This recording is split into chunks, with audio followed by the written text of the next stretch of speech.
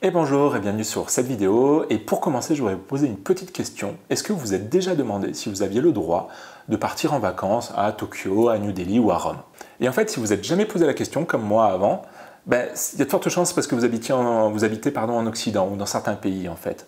Et j'ai découvert ce concept en fait de la puissance des passeports.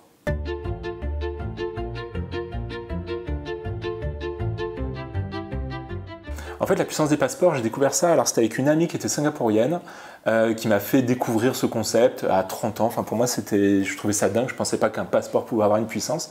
Et en fait, elle me racontait que elle, alors Singapour, c'est un pays très particulier, c'est un pays très petit, de l'Asie, avec une population il y a quelques millions d'habitants, pas très nombreuse, avec une énorme concentration de millionnaires en fait. Et sachant aussi que Singapour, c'est un pays qui quasiment en une génération est devenu, il est passé d'un pays très pauvre à un pays très riche. C'est vraiment très très particulier. Et elle me disait qu'en tant que singapourienne, en fait, c'est elle qui avait le passeport le plus puissant. Et donc en fait, elle pouvait voyager, alors attendez, j'ai pris les stats, dans 193 pays sans demander de visa en fait. Sachant que nous, la France, on est en troisième position, bon, sachant qu'il y a plein de troisième position, quasiment tous les pays d'Europe sont en troisième position, on est tous à peu près pareil.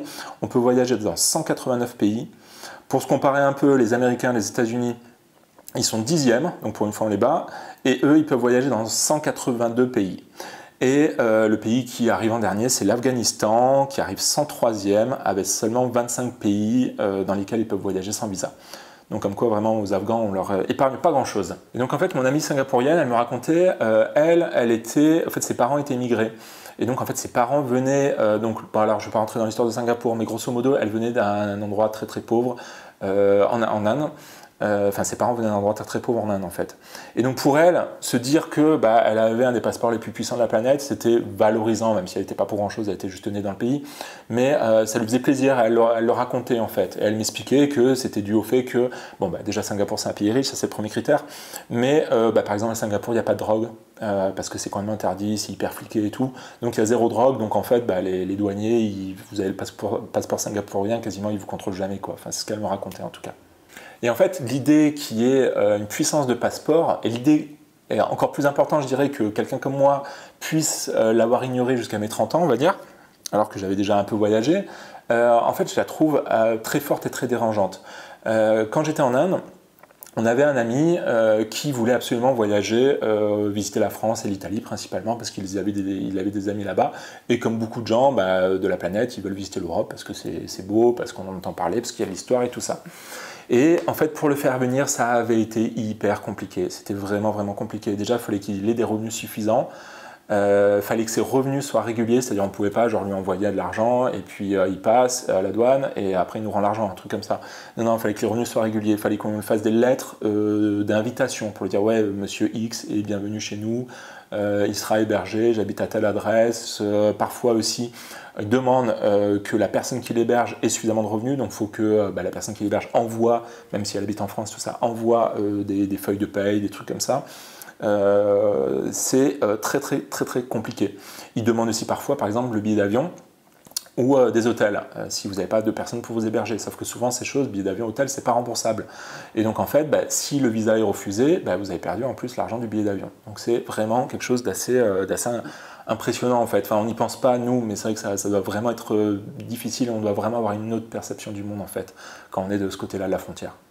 Et pour ça, je vais vous raconter une anecdote. Donc, quand j'étais en Thaïlande, j'avais rencontré une Malaisienne avec un ami, et on discutait avec elle, et elle nous avait expliqué qu'elle avait un oncle qui était en Suède, je crois, enfin un pays nordique de Scandinavie, et elle voulait visiter l'Europe en fait. Et elle s'était dit, comme elle avait son oncle, peut-être qu'elle arriverait à passer, malgré le fait qu'elle n'avait pas suffisamment de revenus.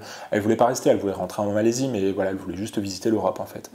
Et elle avait eu le courage ou la folie de prendre un billet d'avion, d'arriver, alors je sais plus, je crois qu'elle était arrivée en Suisse parce qu'on lui avait dit que c'était un peu plus facile en Suisse et après de rentrer dans l'espace Schengen ou un truc comme ça, je me souviens plus exactement, mais elle était arrivée en fait et la douane l'avait refoulée, donc elle avait été obligée de reprendre un billet d'avion pour le lendemain, direction la Malaisie. Alors la compagnie avait été cool, il lui avait changé son billet d'avion qui était dans 2 mois voilà, il lui avait pas facturé en plus.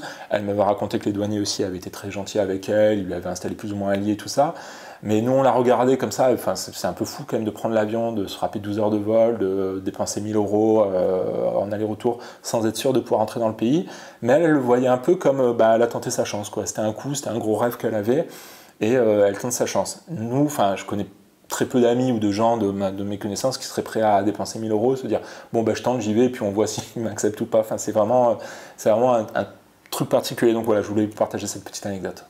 Et donc en fait, avec tout ça, je trouve ça super important qu'on s'en rende compte. C'est-à-dire que ça existe, c'est comme ça, il y a des raisons pour lesquelles ça existe, alors on est pour, on est contre, ça c'est une autre question, mais en tout cas, de savoir que nous on a ces privilèges en Occident et dans d'autres pays riches, je trouve ça important simplement en fait, de le savoir et de ne pas être ignorant par rapport à ça, parce que notre perception du monde en fait, elle est très particulière, elle est très privilégiée par rapport à la perception de, je pense, une grosse majorité de la population. Et comme m'avait dit mon amie malaisienne, là, qui avait fait l'aller-retour, on lui a demandé, ouais, alors, t'en penses quoi? Est-ce que tu penses que l'Europe, on est super égoïste, on veut pas que vous veniez et tout ça, alors que tu allais rentrer dans ton pays? Mais elle me disait non, parce qu'en fait, moi je comprends, je vous en veux pas du tout, parce que sinon on vous envahirait tous, et moi la première. Donc voilà, alors l'immigration c'est un sujet très compliqué, j'ai pas du tout envie de rentrer dedans, mais voilà, je trouvais que son point de vue en fait était intéressant, c'était un autre point de vue, et je trouve ça super important de simplement d'être au courant de ça en fait.